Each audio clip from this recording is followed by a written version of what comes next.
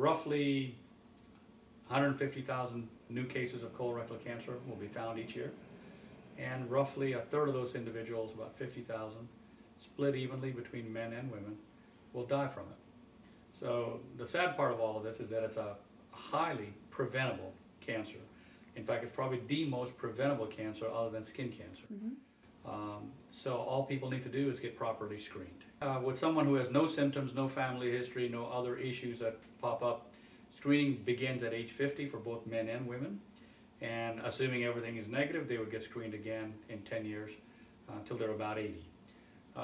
If polyps are found, growths are removed, etc., or other things arise in the meantime, you may get screened more often or be evaluated or surveilled more often. The population in the United States, approximately 70% of individuals over the age of 50 are getting screened at this point. 90% of the time, the primary screening prevention process is through a colonoscopy. The advantage of a colonoscopy is that you not only diagnose, but you also treat. There's a therapeutic benefit. You remove polyps. Sometimes you're even removing cancers through an endoscopic approach. So we have made huge strides, and all it takes is for people to actually comply and follow through with the recommendations. So one of the reasons we would do screening is if you have a family history of colon cancer in a first-degree relative or multiple relatives, including first and second-degree relatives. The primary concern is whether the family member has colorectal cancer, but we also look at other issues such as the family histories of uterine cancer, ovarian cancer, breast cancer.